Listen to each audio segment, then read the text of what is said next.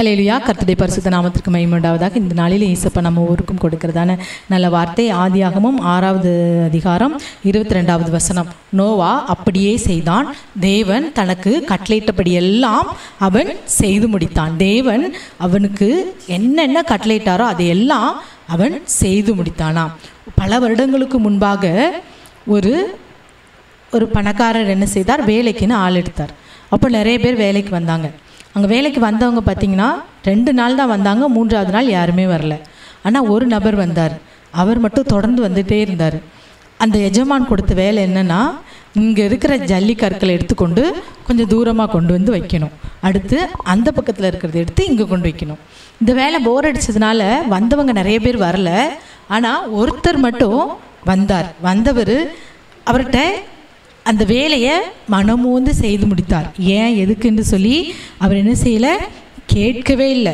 எந்த கேள்வியும் கேட்காம எஜமான் என்ன கட்டளையிட்டாரோ அதை அப்படியே உண்மையாய் கீழ்ப்படிந்து செய்து முடித்தார். அப்படி கீழ்ப்படிந்து செய்ததுனால அவன் ஒரு வாரத்துக்கு உண்டான எல்லா சம்பளத்தையும் கொடுத்துட்டு அனுப்பிட்டார். மறுபடியும் அடுத்த நாள் வரமாட்டார்னு பார்த்தா அந்த வாலிபன் மறுநாளும் கரெக்டாக வந்துட்டார். அப்போது இந்த எஜமான் முடிவு பண்ணார், அவர் பெரிய செல்வந்தர், இந்த நபர் தான் நமக்கு தேவையான ஆளுன்னு சொல்லிட்டு அவரை தன் வேலைக்கு எடுத்துட்டு அவன் படிப்புக்கும் திறமைக்கும் ஏற்ற வேலையை கொடுத்து அவனுக்கு ஒரு உயர்வையும் கட்டளையிட்டார்.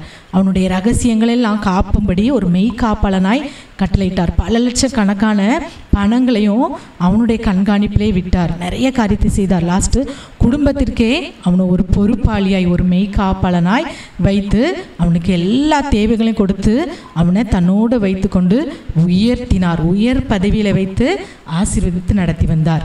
இது அவன் எதனாலன்னா இந்த எஜமான் சொன்ன கட்டளை அப்படியே நிறைவேற்றான். ஏன் எதுக்குன்னு சொல்லி கேட்கவே இல்லை. அதே போல தான் இந்த உலகம் பாவத்துக்குள்ளே பாவம் பெருகி இருக்கும்போது கர்த்தர் என்ன செய்தார், அந்த உலகத்தை அழிக்க சித்தமாகி நோவாட்டு வந்து சொல்கிறார், இந்த உலகத்தில் உள்ள பாவம் பெருகிட்டு அதனால் என்ன செய்ய போகிறேன்னா மழையை வருஷிக்க பண்ணி மழையினால் இந்த தேசத்தின் ஜனங்களெல்லாம் அழிக்க போகிறேன், ஆனால் நீ உத்தமனாக இருப்பதுனால உன்னை காக்க போகிறேன்னு சொல்லிட்டு ஒரு அளவு கொடுத்து இந்த அளவின்படி நீ உனக்கு ஒரு பேழையை உண்டாக்கு என்று சொன்னார். அப்போ இந்த நோவா முன்ன பின்ன மழையை பார்த்ததே இல்லை. பார்த்ததா மழை பெஞ்சதா அந்த சரித்திரத்தில் இல்லை. ஆனால் அவன் கேட்கவே இல்லை. என் மழைனா என்ன, அது எப்படி பெய்யும், எதனால் அப்படின்னு சொல்லி எதுவுமே கேட்கல. கர்த்தர் சொன்ன அளவின்படியே அவர் என்ன கட்டளையிட்டாரோ அதன்படியே செய்தார். 1 இஞ்சி கூட்டம் இல்லை, 1 இஞ்சி குறைக்கவும் இல்லை.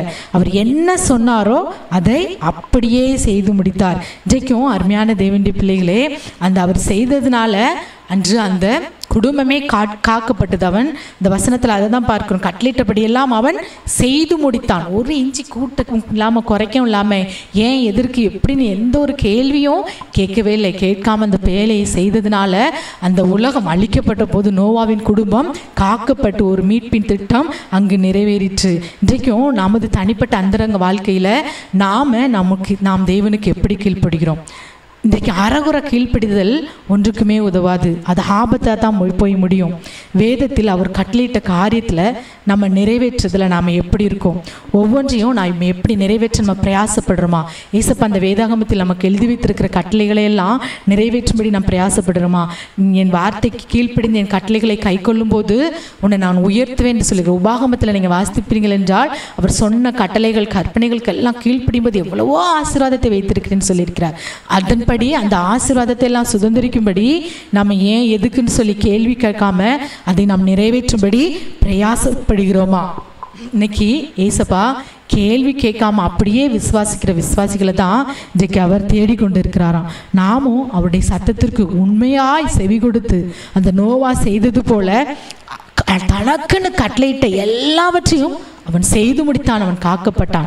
நாமும் இன்றைக்கு ஏசப்பா நமக்கு கொடுத்திருக்கிற அந்த வேதத்தில் கொடுத்திருக்கிற கட்டளைகள் கற்பனைகளை நாம் அப்படியே கீழ்ப்படிந்து கேள்வி கேட்காமல் அவர் சித்தத்தை நிறைவேற்றும் என்றால் கட்டாயம் நீங்களும் நிச்சயமாய் அவர் உங்களையும் ஆசீர்வதிப்பார், உங்களை உயர்த்துவாராகவே. கண்களை மூடி ஜெபிக்கலாமா? இந்த கீழ்ப்படிந்த காரியத்தில் இந்த கட்டளைகளை நிறைவேற்ற காரியத்தில் ஒருவேளை குறைப்பட்டு இருப்பீங்கன்னா இன்றைக்கு ஜெபிங்க. ஏசப்பா நீர் எனக்கு காரியங்களை சொல்லும்போது ஊழியக்காரன் மூலமாக ஜெபத்திலோ நீர் இந்த காரியத்தை நீ செய்யணும் ஏவும் போது நான் அதை என்ன செய்ய மாட்டேன், ஏன் எதுக்குன்னு சொல்லவே மாட்டேன். இன்றைக்கி அநேகர் பொருத்தனை பண்ண காரியத்தில் கூட நிறைவேற்றதில்லை.